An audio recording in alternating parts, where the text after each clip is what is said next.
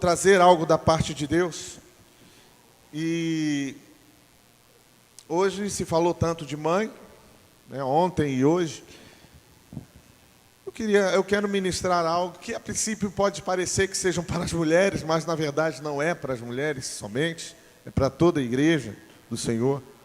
Mas que fala exatamente de uma mulher, de uma história conhecida, de alguém da Bíblia que você já ouviu falar, você já conhece talvez essa história, talvez já tenha visto o filme, ou talvez já tenha visto uma novela na Record, se não passou, deve passar ainda, não sei, que fala sobre uma mulher que foi uma rainha e que representou muito para o povo hebreu e muito para a história, para o nosso aprendizado, né?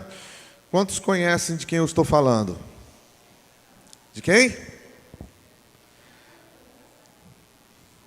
De Radassa, amém?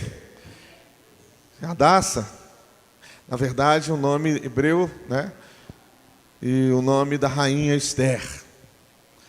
E é sobre ela eu gostaria que você pudesse abrir a Bíblia no livro de Esther, no capítulo 1, do versículo 9 em diante. Esther, capítulo 1, versículo 9, para frente.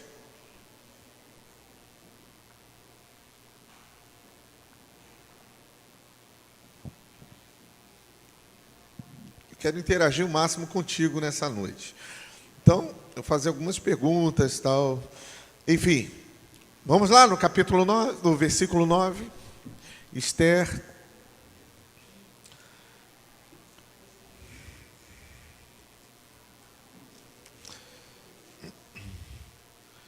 Esther é o livro que está lá no Velho Testamento, logo antes de Jó.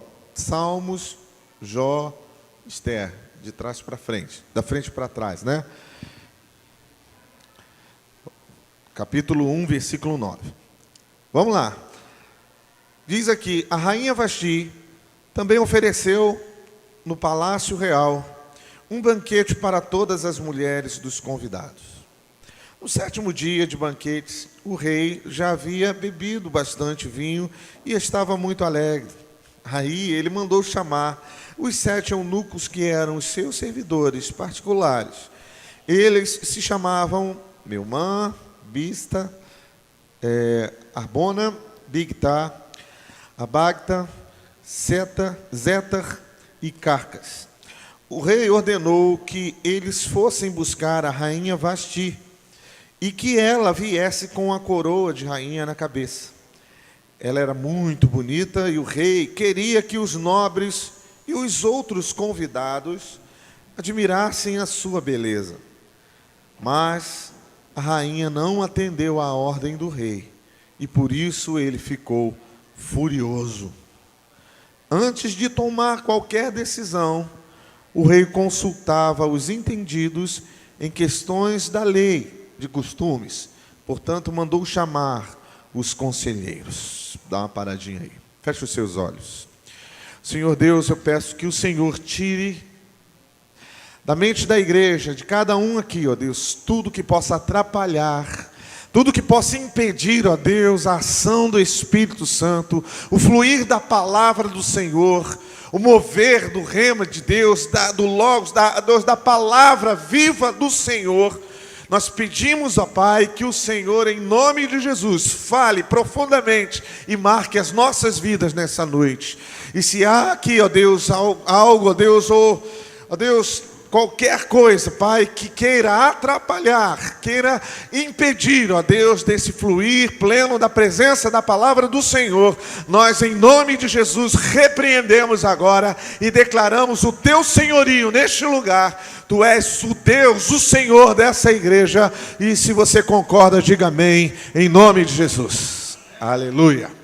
Glória a Deus, queridos. Então, nós estamos falando de uma história de um rei que resolveu dar um banquete.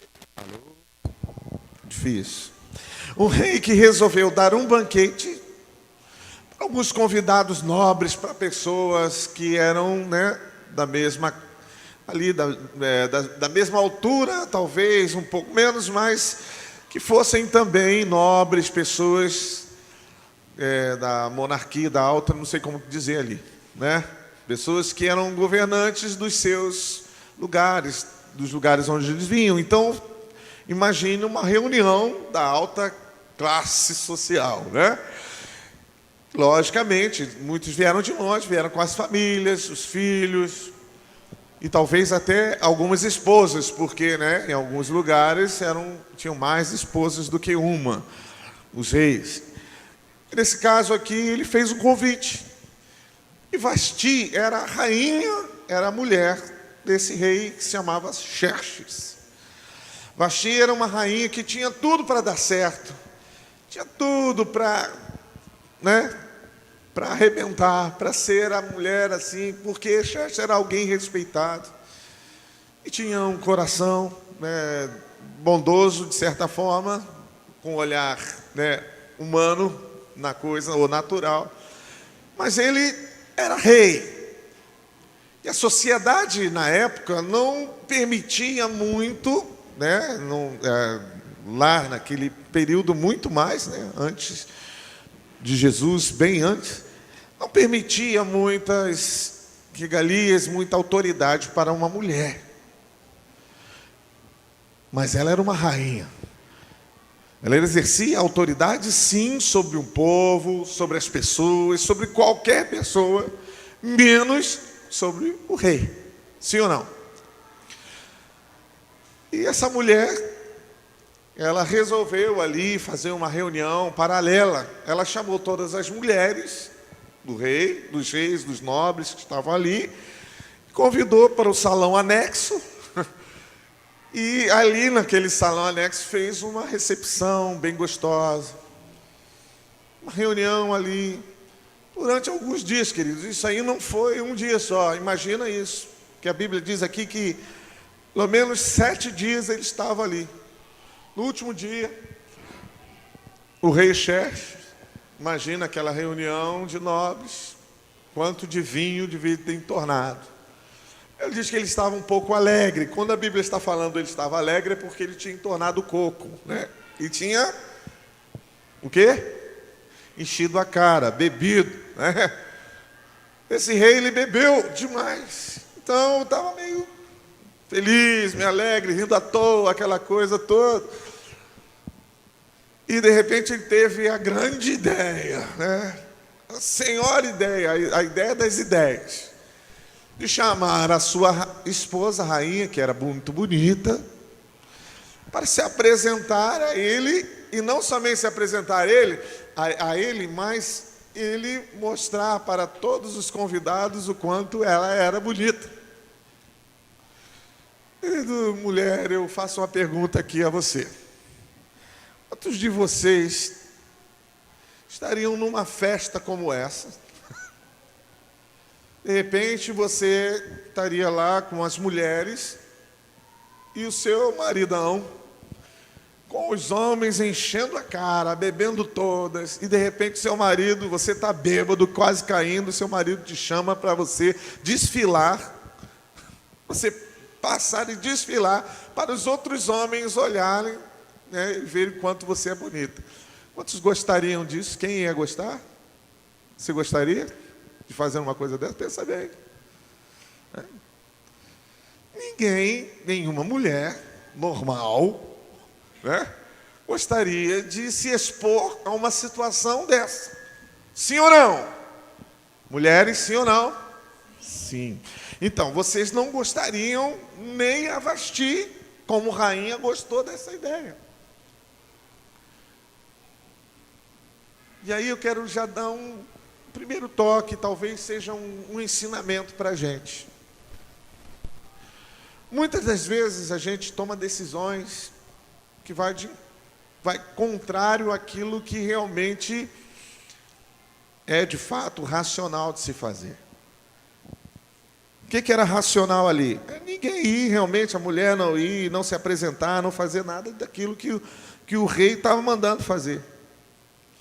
Mas eu quero dizer, muitas vezes é necessário abrir mão da razão em benefício da vida de paz. Deixa eu dizer por que isso. Eu não estou tirando a razão, quero falar da nossa cultura hoje, como seria hoje. Hoje nós pensamos diferente. Mas naquela época ela se submeteu a isso. Ela era submissa ao rei, e o rei era a autoridade máxima. E se ele mandou, ela teria que fazer. O que ele mandou ela fazer, ela tinha que fazer. Ela desobedeceu claramente a uma ordem do rei e o envergonhou na frente dos outros reis. Então ela fez uma coisa que para nós hoje, com o nosso olhar, é certo, mas que foi muito errado para todos naquela época, inclusive para ela mesma, porque ela entrou em desobediência. Ela resolveu recusar a obedecer uma palavra do rei. Tinha lá seus motivos e as suas razões, mas fato é que ela não fez. E é onde eu quero realmente levar e conduzir isso. Por que eu estou falando isso? Primeiro eu quero fazer aqui uma olhada, assim, como é diferente o homem, o pensamento do homem e da mulher, né? A gente sabe no dia a dia, a gente vê, acho que foi por isso que Deus fez, né? Assim, Deus falou: Adão, você está sozinho demais, vou dar um problema para você, dorme aí. Aí resolveu, né, tirar lá da costela do homem, tirou lá e fez a mulher. Embora tenha sido parte do homem, né, vindo do próprio homem, mas tem um pensamento, tem um raciocínio, tem um modo de vida, tem a personalidade, tem tudo assim muito diferente. Você já viu? Vamos dizer assim, eu vou falar de mulheres naturais. Vou dar um exemplo aqui. Esse dia eu estava passando, estava reparando isso. Você vê duas mulheres ali na rua, elas vão se encontram assim, 3 mulheres, estavam duas conversando assim, aí passa uma: amiga, está de muito tempo. Aí chega assim: ô, amiga, né? As mulheres são assim, os homens reparam que vão concordar comigo. Amiga, tal. Eu não estou falando das mulheres da igreja, tá bom? Aquelas cristãs, né? Ah, tudo bem, amiga? Olha como você está linda, olha só, tá, emagreceu, hein? Tá, estou fazendo o quê? Dieta da lua, do céu, tá? Aí aquela conversa, olha só, tá chique, olha que, poxa, que legal, tal, beijo, abraço, tchau, manda o zap, tá bom, tá o teu celular, passou ali, nojenta, mulher falsa, não sei o quê. Diga para mim se isso não acontece lá no seu trabalho, em alguns lugares, algumas pessoas. Assim, é uma tendência. É o que acontece. Não sei por que cargas d'água, a gente não sabe, mas geralmente os homens são assim. Está lá um homem com o outro lá conversando, e de repente vem um colega de muito tempo, fala: e aí, cara, pô, você está feio, cara, está gorda lá? Que é isso? Ficou careca, tá velho, pô. O que aconteceu com você? Está acabado, hein? Tá, não sei o quê. Deixa você, você também aí, está com esse barrigão aí, tal, não sei o quê. E fala, tal, começa a falar um mal do outro. Aí quando está, tá, beleza, manda recado, aparece. Aí o cara chega assim: amigão, isso aí, gente boa. Oh.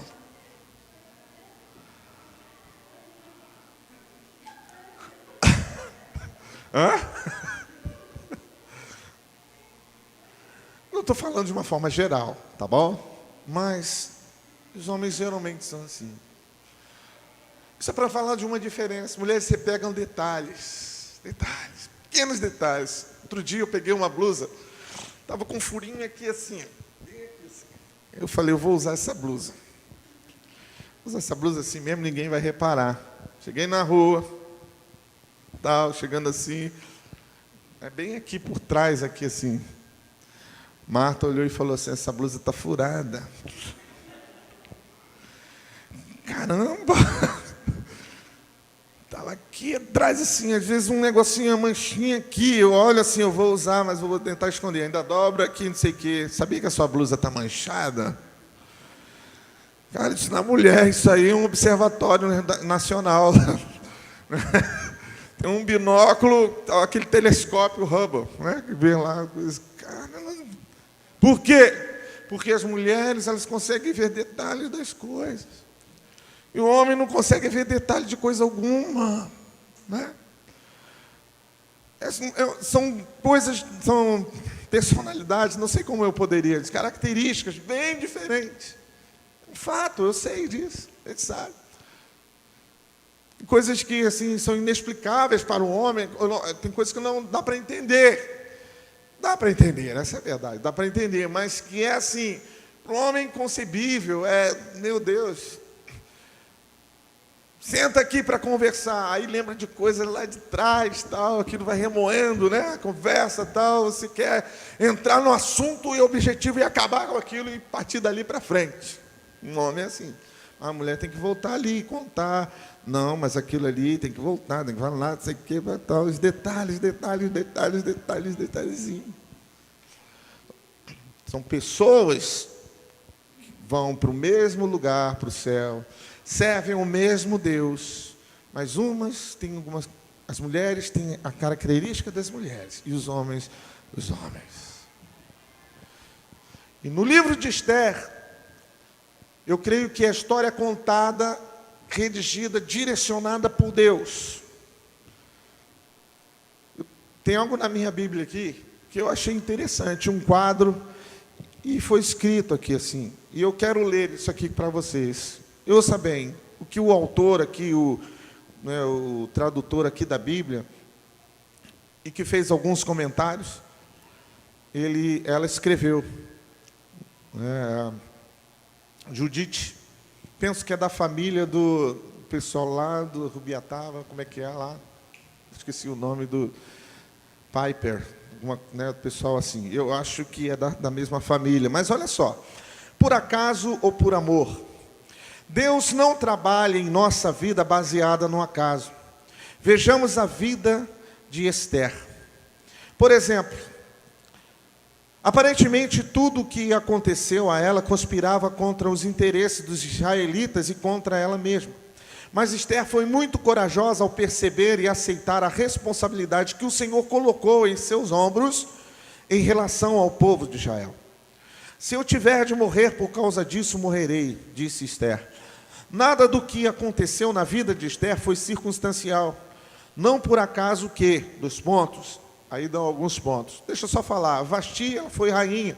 E por causa dessa atitude que ela tomou contra o rei, contra a palavra, a autoridade do rei, ela foi destituída do cargo. O rei consultou lá os homens da lei, de tudo lá, do reino, os sábios, os homens lá que diziam que numa situação dessa o que deveria ser feito, segundo as tradições, e o que deveria ser feito é afastar a rainha, tirar a coroa e deixá-la de lado. E aí o rei foi selecionar, dentre o reino dele, outra rainha. E nessa seleção apareceu uma pessoa muito especial, que era chamada Hadassah, que veio se chamar Esther. A rainha Esther apareceu.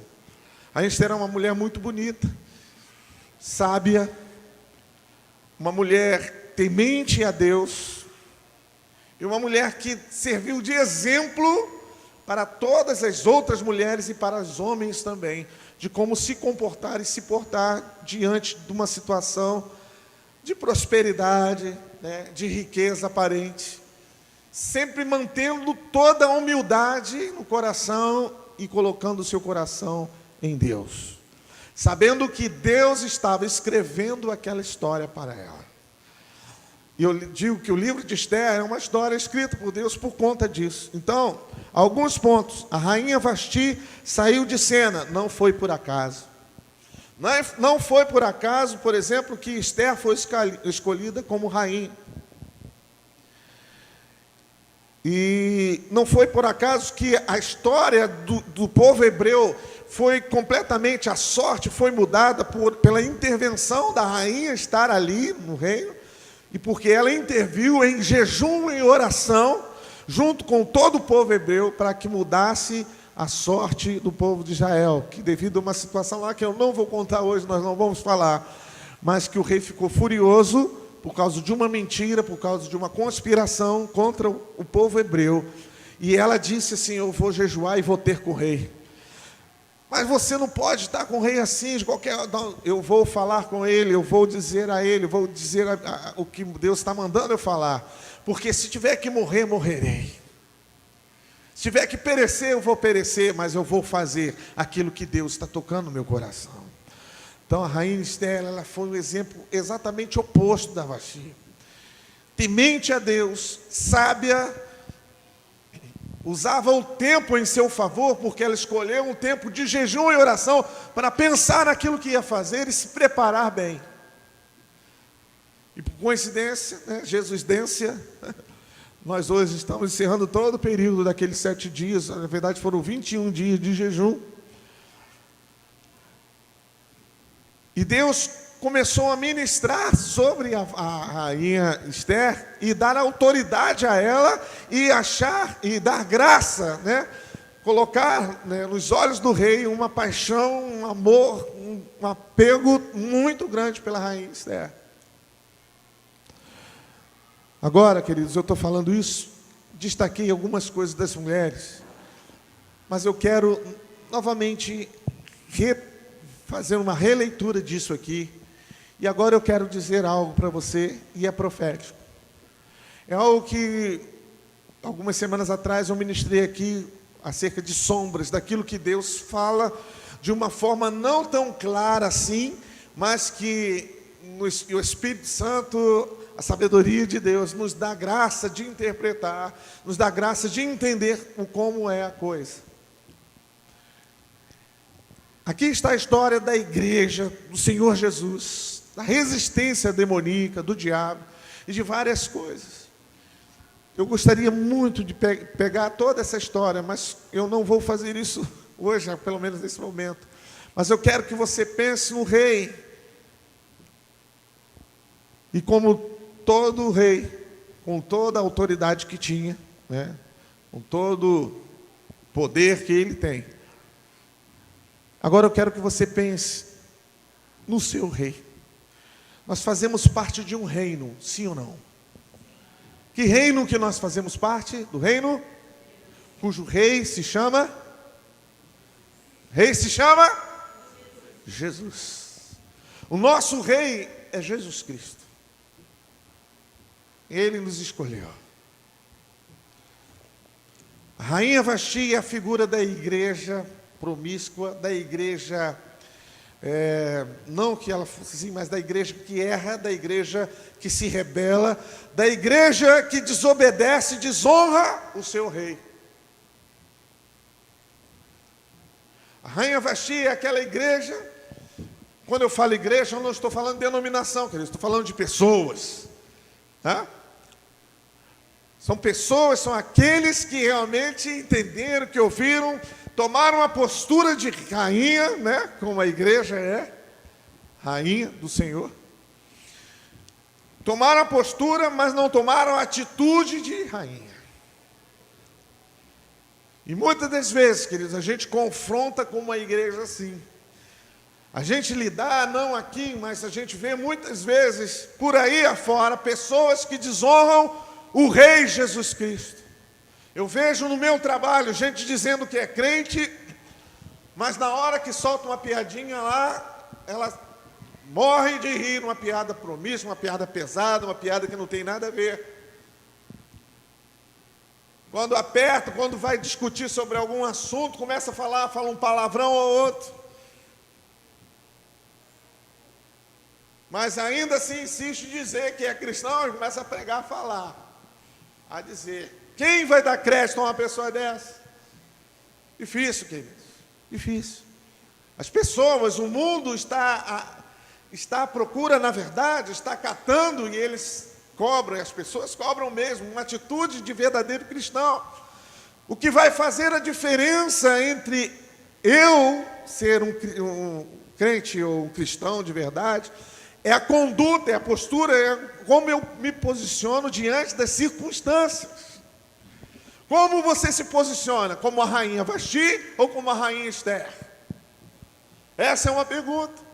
Como você se posiciona diante das ordens, dos mandamentos do Senhor? Você está fazendo algo que talvez você pense, eu vou agradar o meu Senhor, fazendo aqui, né, entretendo, fazendo algo bem legal aqui com as mulheres dos outros nobres, enquanto o meu rei se diverte, eu estou aqui fazendo a minha parte. E tem gente que pensa que fazer a parte, exercer o ministério, sair pregando, sair cantando por uma igreja ou outra, fazendo um bocado de coisa, está agradando o Pai, está agradando o Rei.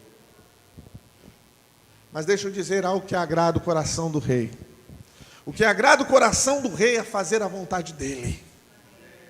E o que Jesus diz em relação aos seus filhos, ou em relação à sua noiva, ou em relação à sua igreja? O que Ele pede de nós? Diga para mim, o que Deus quer de nós? O que Jesus quer que nós façamos? Qual o tipo de vida que Ele quer que você leve, a fim de que você honre o Senhor como o verdadeiro Rei da sua vida? Qual é o tipo de vida? Em santidade. É difícil, pastor, eu não consigo. Você não consegue agora, mas você vai perseguir isso, você vai progredir, você vai buscar, você vai orar, você vai querer, desejar. A Bíblia diz que santidade nós devemos segui-la.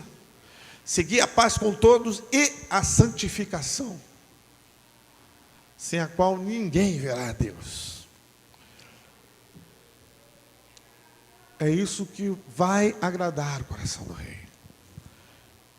E a rainha Esther, quando posta à prova, na verdade, quando ela foi escolhida, sabe o que fizeram com ela? Você vai ver nos primeiros versículos aqui do capítulo 2, lá no versículo 7, por exemplo. Mordecai levou consigo a sua prima Radassa, isto é, Esther, uma moça bonita e formosa. Os pais dela tinham morrido, e o Mordecai havia adotado a menina e tinha criado como ela se fosse sua filha. Versículo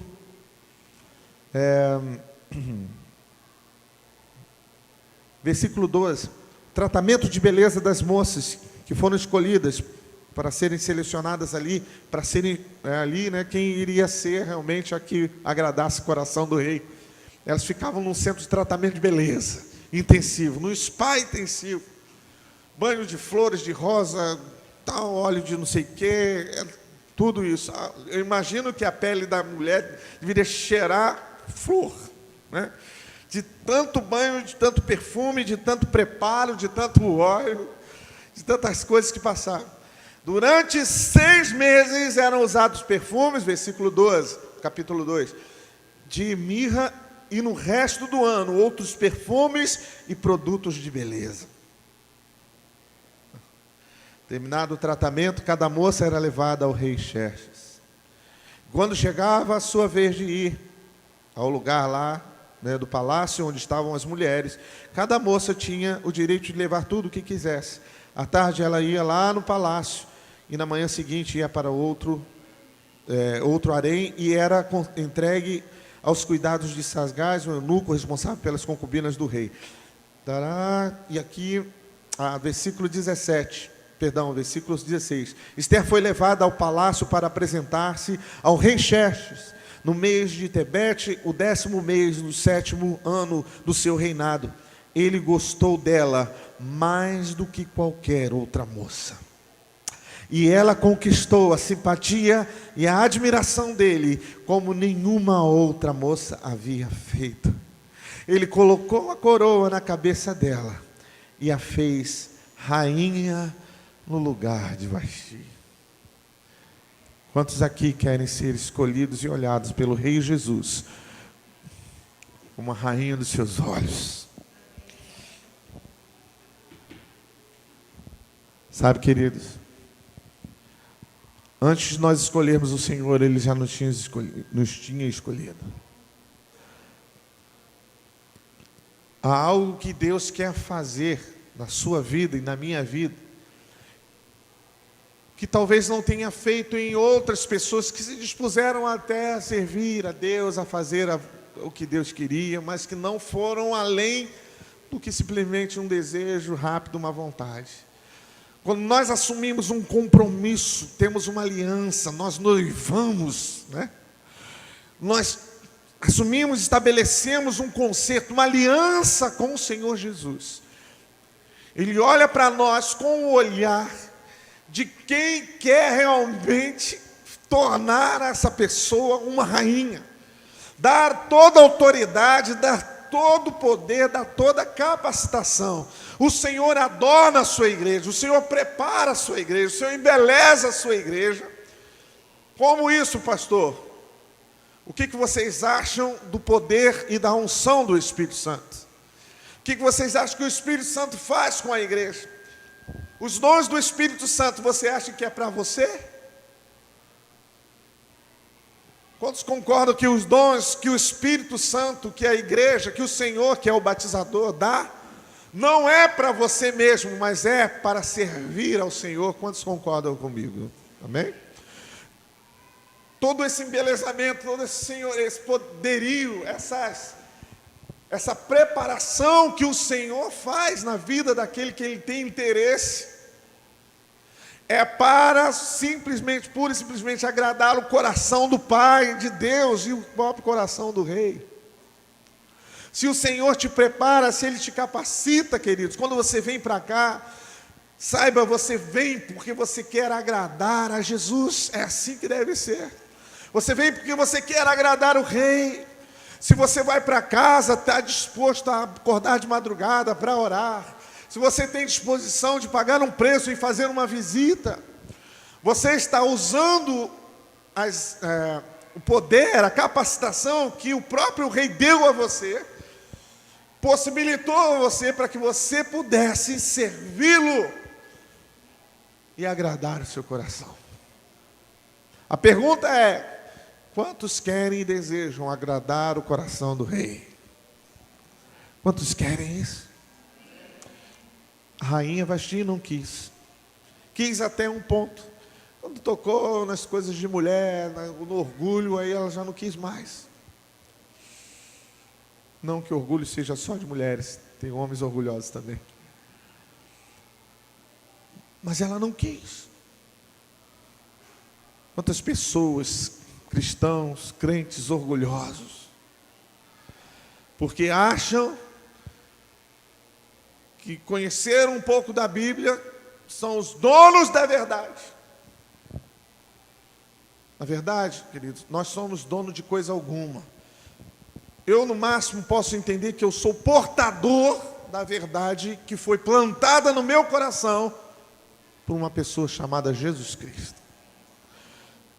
Eu levo comigo a verdade, mas a verdade não sou eu. Eu não sou a verdade, eu não sou a vida, mas Jesus é o caminho, a verdade e a vida. É Ele que eu levo no coração. E a verdade que sai da minha boca é porque o meu coração está cheio. A boca fala daquilo que está cheio o coração. Se o meu coração se enche de verdade, da palavra que é a verdade, eu vou transbordar a verdade. Mas tenho que entender que a verdade não sou eu. A verdade é e sempre será Jesus. Eu sou um falho, um pobre pecador que está buscando a santidade, que está buscando o Senhor e viver honestamente, fielmente a Ele. Se isso for assim, uma realidade na sua vida, querido, o Senhor vai honrá-lo. Você vai se tornar alguém diferente. Eu tenho falado, Senhor, eu quero ser usado nos dons, para o Senhor, para a igreja crescer, para o reino de Deus crescer. E que se eu tiver que depois disso sumir do mapa, ser arrebatado como Elias ou qualquer outra pessoa, né? O Moisés subiu no monte e foi. O Melquisedeque, não, foi quem andou com Deus, foi o Enoque. Enoque andava com Deus, a Bíblia diz. Ele andou tanto com Deus, ele andava com Deus, andou. Quando ele foi ver, ele estava no céu. Sumiu. Quando nós começarmos a entender que importa que ele cresça e que eu diminua. Quando João Batista estava falando isso, queridos, as palavras melhores para traduzir isso que ele está falando, que o Novo Testamento é escrito em grego, importa que o ministério, porque João Batista tinha um ministério, e os discípulos vieram interrogá-los algumas coisas. Olha, o ministério do Jesus de Nazaré, as coisas que ele está fazendo, é isso. E João Batista falou: importa que o ministério dele comece a aparecer e o meu comece a sair de cena, a diminuir. Porque quando Jesus chega na parada, acabou, querido, para tudo. A luz do Senhor é como o sol e a lua. Nós não temos luz própria. Uma estrela tem luz própria, o sol é uma estrela. Tem luz própria, dele mesmo sai luz. Mas nós somos como a lua, no máximo. Nós só brilhamos a luz que vem da estrela chamada Jesus. É essa luz que tem que brilhar em nós. Mas precisamos permitir sermos adornados, sermos preparados, sermos investidos por esse Rei, por Jesus, para que todos os benefícios, tudo que eu venha depois a fazer, né, seja para Ele. Toda honra e toda glória seja para o Senhor. É duro, querido, essa palavra para muitos. É duro pregar isso. É difícil para a igreja ouvir isso. Não se prega isso em muitos lugares. Essa é a verdade. Pagamos um preço, né, às vezes, de falar coisas assim que não agradam muito as pessoas. João Batista perdeu a cabeça porque falou o que tinha que falar. Mas eu quero dizer, queridos, enquanto eu viver, essa foi a minha aliança que fiz com a minha esposa, que fizemos com ela diante de Deus. Enquanto vivermos, estivermos à frente da igreja, nós vamos pregar e falar tudo aquilo que a Bíblia diz que nós devemos fazer. E às vezes a Bíblia é dura, às vezes é pesada, às vezes a Bíblia, né, nos confronta, nos coloca diante de um espelho, e quando a gente olha para a gente mesmo, nós vemos que o quanto nós estamos longe daquilo que é o projeto de Deus. Mas é importante o confronto, é importante porque traz crescimento. E, queridos, é melhor ter pessoas que vão crescendo pouco a pouco. O que junta pouco a pouco, diz Salomão, obterá muito êxito, né? É melhor você adquirindo pouco a pouco seu conhecimento do que ser revestido do poder e glória do sapato de fogo e de repente vem um vento que sopra e você não vai ver mais, só vê o sapato, não vê mais a pessoa. Por quê? Porque não foi estabelecido sobre a rocha. Porque os fundamentos foram fracos. Porque a palavra entrou, mas não criou raiz dentro do coração. Para cavar alicerce em cima de pedra, de rocha, dá trabalho, pesado. É muito mais fácil cavar uma areia e fazer uma casa sobre uma areia. Não precisa cavar nada, não precisa fazer alicerce, não precisa fazer nada. Levanta. Mas como diz os 3 porquinhos, você já viu, né? A casa que foi feita, o lobo vai lá e sopra, de qualquer jeito, sopra, e a casa cai. Eu já vi a casa cair de muita gente. Aí corre para lá, para outra casa. Não, essa aqui está firme, porque as estacas, né, de madeira, e o lobão sopra a casa e a casa cai também. Vem uma tempestade, cai tudo. Aí fica vendido, perdido, sem saber o que fazer. Aí olha para a casa daquele que edificou sobre a rocha. Corre para ele. Aí aquela pessoa abraça. Pode ficar aqui, porque aqui é lugar seguro. Porque nessa casa quem manda é Jesus. E eu quero dizer, nessa igreja, quem manda e quem reina é o Senhor Jesus. É Ele que está sentado no trono. É Ele que ordena as coisas. Se Ele mandar, sai daqui, vai para lá, nós vamos sair daqui, vamos para lá. Se Ele mandar, fica aqui, nós vamos ficar aqui. O que Ele ordenar, nós vamos fazer. O que importa é que Ele cresça e que eu diminua. Que Ele apareça e que eu me constranja. Fique de pé. Fique de pé, igreja. Eu não sei se você entendeu bem. Eu tentei ser mais didático possível. Mas tem revelações que só o Espírito Santo de Deus traz a você. Tem coisas que são mais profundas do que simplesmente as palavras que saem da minha boca. São palavras que saem da boca de Deus e que são reveladas a você. Que mostram a sua situação e revelam quem você é e como você está. O que você tem feito, querido?